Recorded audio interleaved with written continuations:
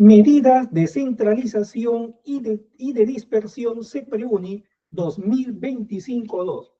Problema 217. Se muestra la tabla de distribución de los sueldos de 80 empleados y nos piden calcular la diferencia moda menos mediana. En una distribución por intervalo, la mediana es el punto en el cual se ha acumulado el 50% de los datos. Como son 80, el 50% es 40. Y justo en la tabla, el acumulado del segundo intervalo es 40. Entonces, eso quiere decir que la mediana sería el límite superior del segundo intervalo, o sea, 1600. Muy bien. Como los intervalos tienen igual amplitud, entonces la moda se encontrará en el intervalo de mayor frecuencia absoluta simple. En este caso, completamos la tabla de la siguiente manera. 40 sería 25 más 15, 40 más 30, 70, para 80, falta 10. El de mayor frecuencia es frecuencia 30, que corresponde al tercer intervalo. Por lo tanto, la moda va a ser igual al límite inferior del tercer intervalo, que es 1600, pero eso justo es la mediana. O sea, la moda va a ser igual a la mediana más la amplitud 400 del intervalo, que multiplica la diferencia frecuencia modal menos frecuencia del intervalo anterior, 30 menos 15, 15. Entre esa misma diferencia 15 sumado con la otra diferencia, frecuencia modal menos la frecuencia siguiente intervalo, 30 menos 10, 20.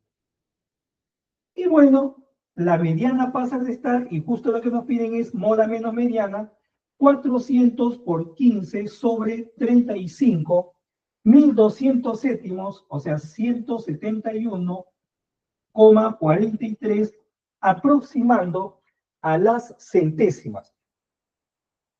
Problema 223. Se obtienen las notas finales de todos los alumnos del curso Análisis Real. Se divide en 3 intervalos de igual amplitud, siendo la nota mínima 0,8 y la nota máxima 12. De 8 a 20, perdón, la nota máxima 20, de 8 a 20, la longitud es 20 menos 8, 12. Dividido en 3 intervalos, 12 entre 3, la amplitud sería 4. O sea, sería 8 más 4, 12, 12 más 4, 16, y ahí estarían los 3 intervalos. Tenemos además los siguientes datos. El 45% tienen notas menores que 11.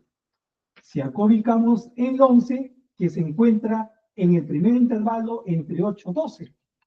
Notas menores que 11, 45%.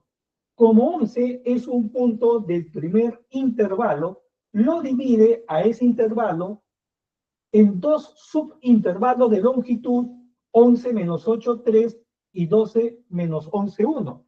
Por lo tanto, las frecuencias están en esa misma proporción.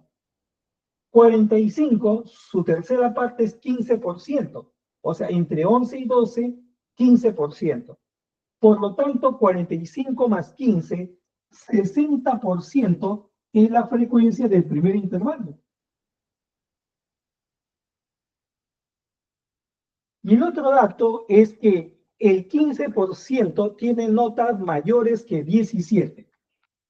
Pues acá está 17, pero 17, como pertenece al tercer intervalo entre 16 y 20, lo divide también en 2 subintervalos de longitud 1 y 3.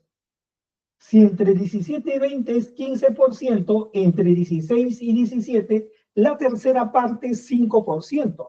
Por lo tanto, entre 16 y 20, la frecuencia es 20%.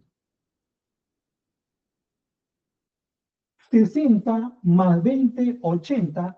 Por lo tanto, entre 12 y 16 también sería 20%. Y nos piden la media aritmética.